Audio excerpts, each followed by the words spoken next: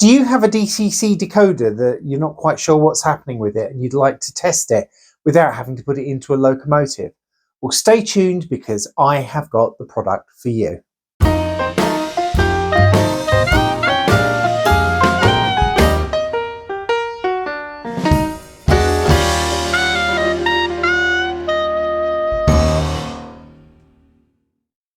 Hello everybody, my name's Steve, I'm the British Railroader and welcome to my model railroad room, where today we're going to be looking at this.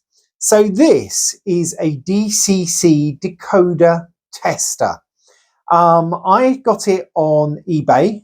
This one is made by Lais DCC. However, I do know that a couple of other companies, including ESU, make them. They're all fairly similar. And what it is a device that's got a motor, there's a speaker, and then it has the various different connectors for the various different types of DCC decoder on there. And it allows you to test the decoder, as I said, without having to put it into a locomotive, where you then have to kind of chase it around the layout to see what's happening. So what I'm going to do is we're going to move down onto the workbench. We're going to take a look at this, show you how to set it up, and we'll test a couple of decoders. Okay, here we are down on the workbench, and here is the decoder tester. And as I said, this one's made by Lais DCC. I have seen them made by several other manufacturers, including ESU. I do know that some people quite often accuse Lais of perhaps copying other people's products. But you know, I just take as I find. This was the first one that came across on eBay.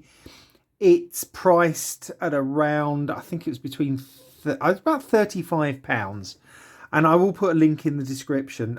This I've only been able to find on the UK eBay. I did have a look on the US eBay, and whilst other decoder testers are available, this particular one doesn't seem to be, but it is available in Europe, etc. So let's just have a little look, see what it's got. So we've got a motor and a speaker, so you can test motor functions obviously and speaker functions. Just here there are a number of LEDs. So we've got the forward light, the rear light, and then 1, 2, 3, 4, 5 and 6. So they are, so you can test the different function outputs depending on how many functions you have. When it comes to tracking, you've got some screw terminals here so that you can put your power supply in. And there is also the solder pads. So if you wanted to put some permanent connections on there, you can. And then going around, we have an 8-pin plug, a 6-pin plug.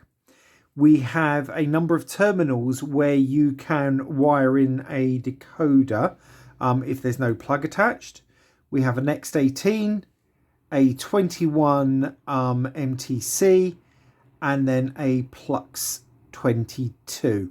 So all of the major decoder types are covered in this particular model. Just noticed a couple of my pins are bent on the 21 pin plug. I'll sort that out in a moment.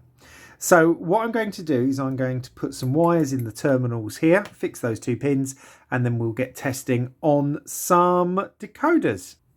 Okay, so I've attached the wires, I've fixed those 2 pins, they were just bent slightly, they're now working.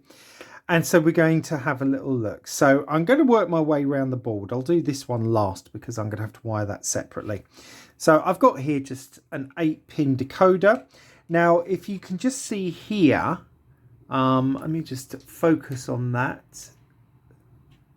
So when you look at the different decoder plugs, it actually says to you where the index plug is. So there's a little star just there. That will be where the orange light orange wire would go in, or the pink that's matched up to the orange one would go in. So we just pop our decoder on there. Now all of my decoders I've set to 3, so it makes life so much easier. So I just need to make sure my controller is going to pick that up. Let me just do that. Okay, now before you do anything, there is an on-off switch just here, so we switch that on and you can just see, hopefully, a little LED comes on that just says that the DCC is on. And then what I can do is, with my controller, if I start, you can see here the flywheel is turning. I don't know how well you can see that, but you might be able to hear the motor. So the flywheel is turning. If I press the headlight button, the little LED comes on there. If I change direction, then it swaps and we get the rear LED, which they've quite handily done in red. So that's your 8-pin. Just take that out. We've got a 6-pin here. And again, they've marked the index and there's a little star on there. So we're going to pop that in. Switch it back on again. Oh, I didn't switch it off. There we go. Headlight comes on. Direction. And the motor turns. And this is pretty much the same for all of the decoders. And in fact, I'm not necessarily going to go around the board here. I think what I'm going to do is I'm just going to show you the Next 18 decoder, which plugs in just here. He says, I always find Next 18 decoders quite fiddly. But anyway, that's in there. And then again, headlights on. But this time, there's a little green light comes on for the function 1, function 2, function 3, function 4. I don't think this has got any more functions, but we're going to check. No, it's just 4 functions on this decoder, but they all work. And again, you can hear the motor running. Now, one thing that you can do with this is use it as a programming device. So if you set your command station to programming track and your wiring goes to your programming track, you can do all of your programming on here if you want to. So I'm just going to turn that off. As I said, you've got the 21-pin plug here, so that would just fit a 21-pin decoder. Again, it's got its little index point there. Good thing about 21-pin decoders is you know that there's always one pin that you can't actually get anything through. And here's the Plux 22, and again, that would just fit on like that. But I'm not going to put that in. But what I wanted to do is I want to show you how you can test sound on this. So I'm going to wire up. I've got here a Digitrax, decoder, sound decoder. So I'm just going to quickly wire this in, and then we can have a little listen to the sound. Okay, so here we are with the decoder fitted. I've literally fitted the motor, the front and rear lights, and the speakers. There are some other function leads on here, but I haven't connected those. Interestingly, to get the lights to work on this, I don't need to actually wire up the common positive. It must obviously take that through one of the other leads, probably one of the track pickup leads. That's kind of what happens with 6-pin decoders. Anyway, so I'm going to turn this on. The rear light came on there because obviously the headlights must have been on. So let's do this.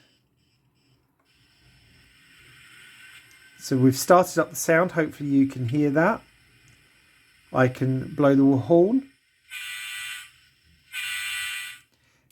Now, some of the sounds on this, obviously the sound levels are set quite low, probably in the decoder.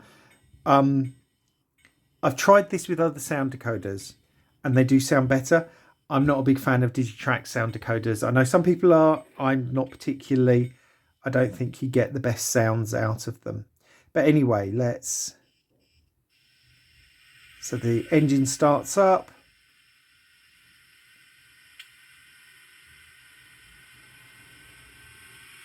And for some reason, I don't have any motor control on this. How bizarre. I wonder if my motor wires... Oh, I can tell you why. I've not wired up one of my wires properly. Okay, back in a second. Okay, here we go again. Sorry about that. One of the motor wires wasn't in there properly, but if we start that again, are we going? Oh, I need to turn it on. There we go. And you can see, right, the flywheel is now moving. And the motor sounds are on. I said not brilliant sounds. And to be honest, it's not probably the best speaker in the world, but it doesn't have to be. Whenever you're programming sounds, you don't want to program them, sort of your volume levels, etc., on something like this. That's something you would want to do in your locomotive. But I think what it does sort of quite nicely is it's kind of a proof of concept. I think it shows you that I'm going to turn that off so that I don't have to speak over that. I think it just shows you that these decoder testers are really a really useful tool to have if you're into DCC. And just to put it into a little bit of context, so I recently bought a decoder, and I don't know what was happening with it, but the functions were all over the place. And I was able to put it on here, find out what was wrong. And I took it back to the shop, and the shop were brilliant. They took it back, and the shop owner put it on his decoder tester. He's got one very, very similar to this. And he said that it truly was. The function mapping was just all over the place. Neither of us could quite work out what happened. So that was one that he was able to take back. Also, I had a decoder that started doing some very, very odd things and wouldn't respond to commands. And so I put it on here and put it through the programming track, and the programming track was able to pick up a short circuit in the decoder. And again, I was able to take that back to the retailer, who was was brilliant and swapped it out for me. So I got a new decoder, and he sent that back to the manufacturer. Yeah, so these are very, very useful things, because sometimes, as I said earlier, you want to be able to test a decoder, but you don't necessarily want to put it into a loco and then have to kind of run it around or leave the body off, and then run the risk of doing things like burning out LEDs. I think there are, obviously you can see here, lots of resistors. There's a fuse here. I think if something catastrophic was going to happen because the decoder was that badly, that mucked up, that using this would protect your very expensive, several £100 worth of, or several $100 worth of locomotive. So highly recommended. I will put a link in the description to this particular one. As I said, really only available here in the UK. But if you search on eBay in the USA, you will find other types, as I said, by companies like ESU, etc. Okay, that's it for today's video. I hope you found this demonstration useful. As I said, this is not the only make of these. There are several out there. This was just the one that I happened to pick up on eBay. But anyway, thank you for watching the video. If you've enjoyed it, as ever, please give it a thumbs up. If you haven't done so already, please consider hitting that subscribe button. And when you do, and the little bell comes up, click it, press all, and you'll be notified of all my videos as they are released. If you have any comments, please leave them below, or you can always put them to me at this email address just here. But that's it for me. My name's Steve. I'm the British Railroader. I'm saying goodbye from my model railroad room. Bye-bye.